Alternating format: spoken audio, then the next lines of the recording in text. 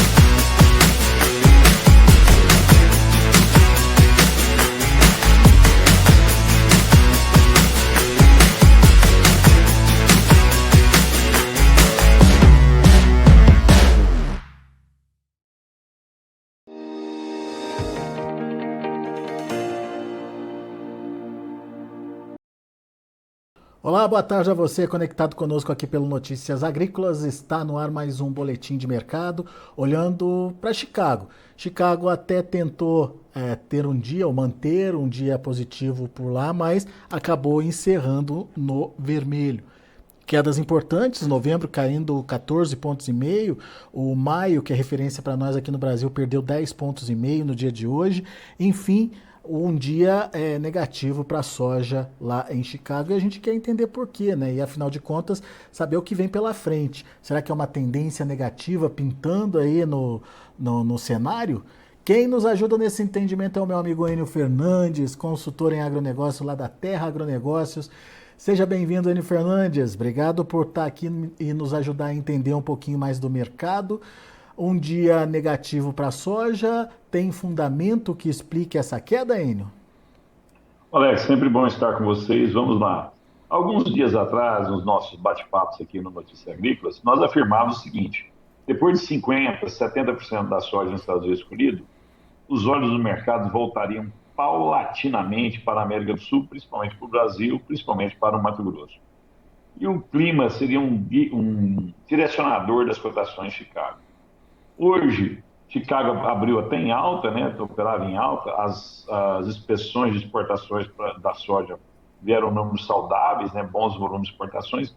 Mas quando os mapas climáticos mostraram chuvas para os próximos dias, para o Cerrado brasileiro, apesar de não ser chuvas tão robustas, isso criou na imagem dos traders, dos operadores, avanço de plantio, e o que plantou vai ser salvo. Isso pressionou Chicago para baixo. Nós temos uma questão financeira aí também, que essa semana vai ser uma semana curta e tensa. Vários bancos centrais do mundo decidindo taxas de juros. Teremos a super quarta no Brasil, né? Brasil e Estados Unidos decidindo taxa de juros.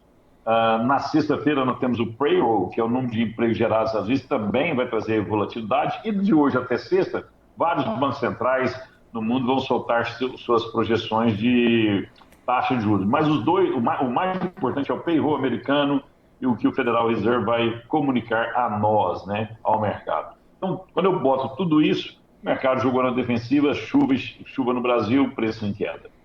Ô Enio, isso passa a ser uma tendência, ou seja,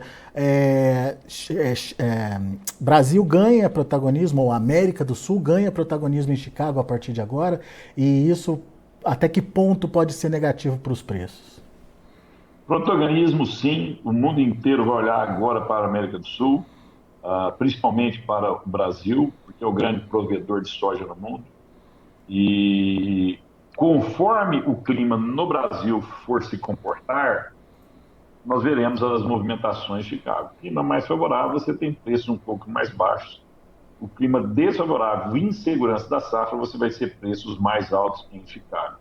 Outra coisa interessante é o seguinte: Chicago tem um certo limite de queda, porque os estoques americanos, no final dessa temporada, que termina em agosto do ano que vem, vai deixar os estoques passar dos Estados Unidos pequeno, baixo, apertado, né?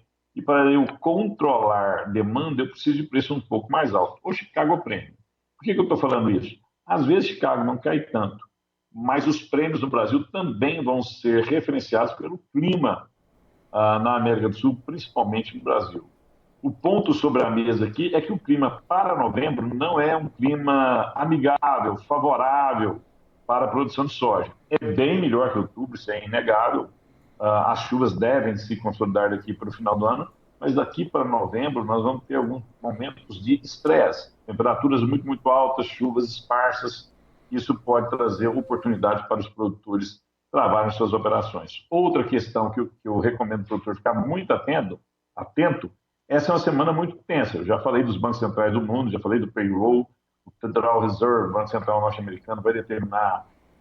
Ninguém espera que ele mude a tendência da taxa de juros, mas o comunicado que o Jerome Powell, que é o presidente do Banco Central norte-americano, vai comunicar depois que ele anunciar a taxa, vai ser muito importante. E na sexta-feira, com os números do payroll, nós podemos ter muita volatilidade da moeda norte-americana. Esses momentos de volatilidade alta em Chicago ou alta na moeda norte-americana são oportunidades para você proteger seus preços para o ano de 2024. Isso é uma dica importante, então, Enio. Ficar atento às oportunidades que aparecerão. E principalmente baseado nessa semana, talvez, na próxima semana, Enio?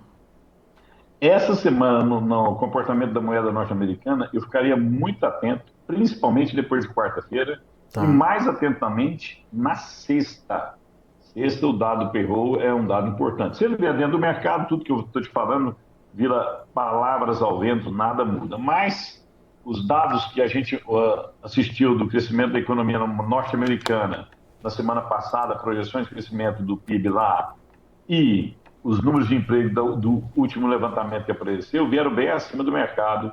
Isso faz com que sinalize, sim, uma possibilidade do governo americano deixar os juros por mais tempo e até um pouco mais alto.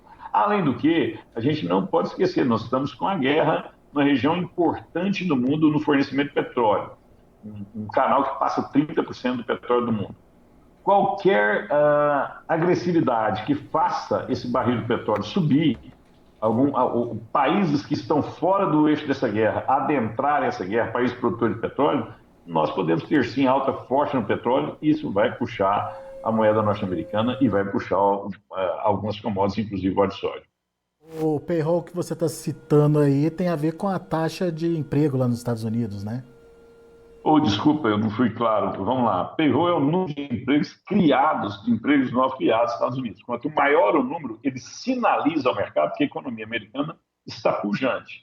E nós estamos com inflação alta nos Estados Unidos. Se eu tenho mais empregos criados do que o planejado, o poder de compra da sociedade americana cresce. E, consequentemente, também a hora recebida é valorizada, porque tem mais gente empregada, eu tenho menor disputa por emprego. Então, o valor da hora recebida cresce.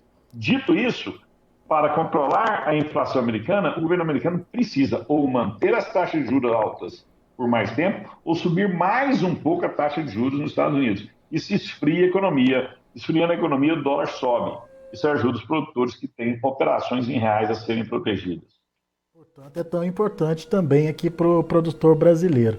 Agora, Enio, falamos de fundamentos lá em Chicago. Agora, olhando para o Brasil, temos outros dois fatores, que é a questão do câmbio, que está intimamente ligada a essa questão dos juros lá nos Estados Unidos, dos juros aqui no Brasil, enfim, tem toda essa conexão firme aí com essas questões. Mas e os prêmios, Enio? O que a gente pode esperar dos prêmios e de comportamento dos prêmios daqui para frente? Só um pequeno comentário, né? O Brasil ele tem pouca influência. Ações do governo têm uma influência moderada no comportamento da moeda norte-americana, estruturalmente falando. Sim. Momentaneamente, de um determinado período, sim. O grosso é o que vai acontecer, mais importante, o mais relevante, o mais pesado é o que acontece na economia dos Estados Unidos. Falando dos prêmios, o que o prêmio é? Ele é um sinalizador da oferta em um determinado local. Se eu não tenho soja na China, eu tenho prêmios muito mais positivos lá do que o preço em Chicago. Se eu tenho pouca soja nos Estados Unidos, eu vou ter prêmios maiores lá. O que nós temos hoje? Uma safra projetada acima de 160 milhões de toneladas por quase todas as consultorias. Ou seja, o mercado acredita numa oferta robusta, abundante de soja no início da colheita aqui no Brasil, janeiro, fevereiro, março e abril. Só que, caso o clima comece a nos dar surpresas, que a poderosa mãe natureza não seja tão pródiga, favorável à produtividade, eu tiver incerteza de produtividade, ou eu vou entender que lá na frente essa oferta não vai ser tão robusta. Se ela não é tão robusta, os prêmios são menos negativos. Outra coisa interessante é o seguinte, é concentração de oferta. Os produtores rurais brasileiros têm que tomar cuidado para não chegar extremamente shorts, não vendidos na colheita. Por quê? Se eu concentro vendas num determinado período, independente dos fundamentos de oferta e demanda, eu estou concentrando venda num período muito curto que eu preciso captar recursos. Isso faz com que eu superoferta.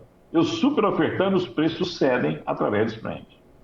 Ô, Eni, como é que está a comercialização? O pessoal entendeu a lição desse ano? Está levando para frente ou ainda está assustado e não está vendendo, hein? Nós temos que tomar cuidado com os preconceitos nos produtores.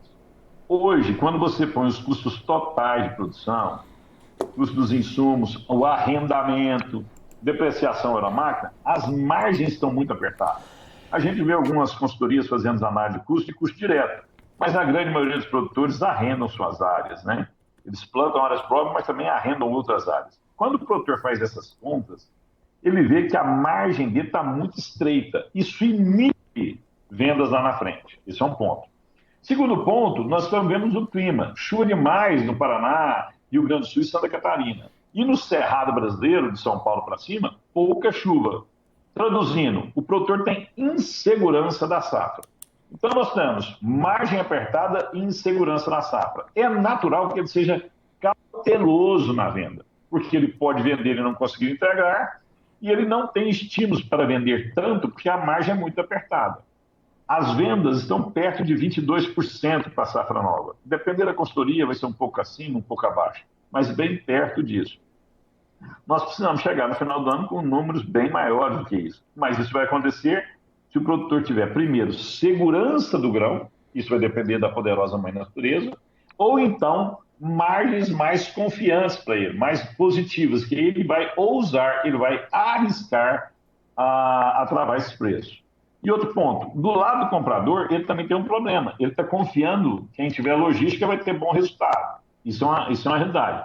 Mas isso é uma realidade desde que a safra tenha volume. Uhum. Se eu tiver quebra de safra no Brasil, o meu problema logístico vai ser menor e a ânsia do comprador vai ser maior. O jogo vira. O jogo vira. Então, de novo, nós temos essa semana muito importante para a moeda norte-americana e os próximos dias a mãe natureza pode trazer oportunidades para o Brasil, principalmente se o clima não for tão favorável. Antes da gente entrar no ar, você me falava, essa é uma safra tensa. Eu queria que você traduzisse isso para a gente. Tensa em que aspecto, Enio? Na minha visão, essa é uma das safras mais tensas da história da sojicultura no Brasil.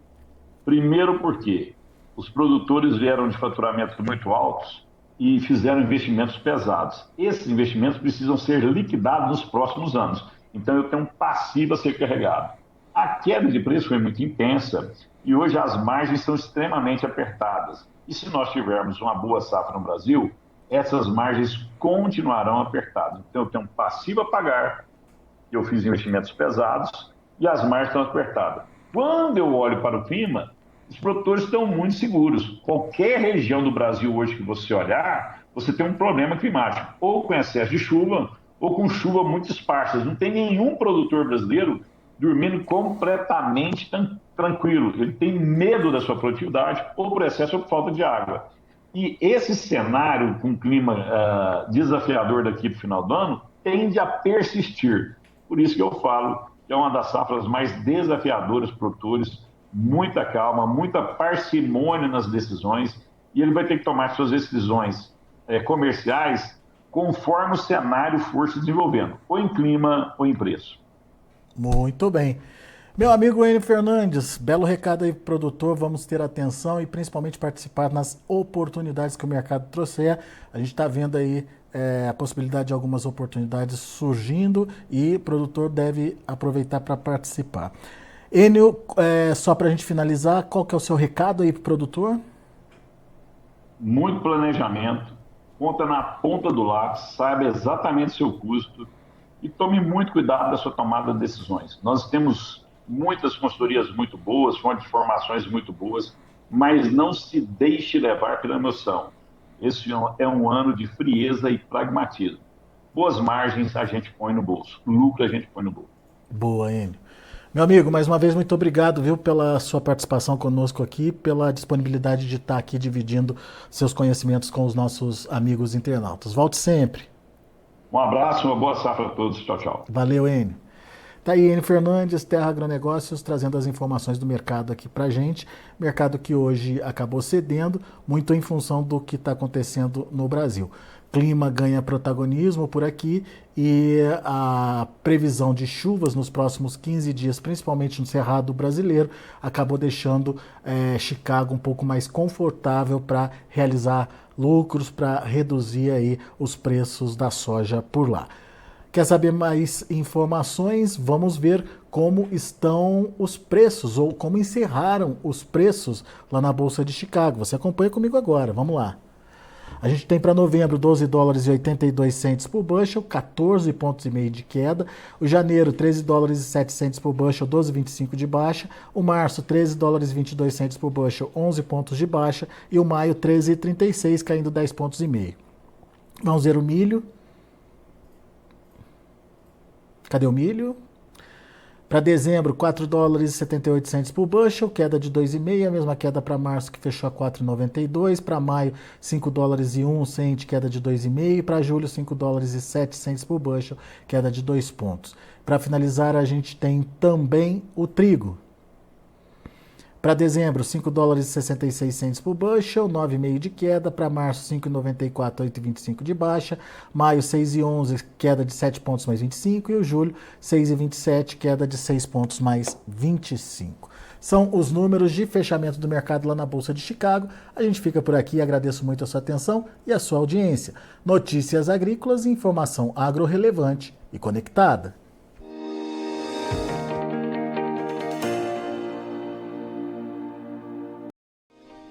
Se inscreva em nossas mídias sociais. No Facebook, Notícias Agrícolas. No Instagram, @Notícias Agrícolas. E em nosso Twitter, @Norteagri. E para não perder nenhum vídeo, não se esqueça de nos acompanhar no YouTube e na Twitch, Notícias Agrícolas Oficial.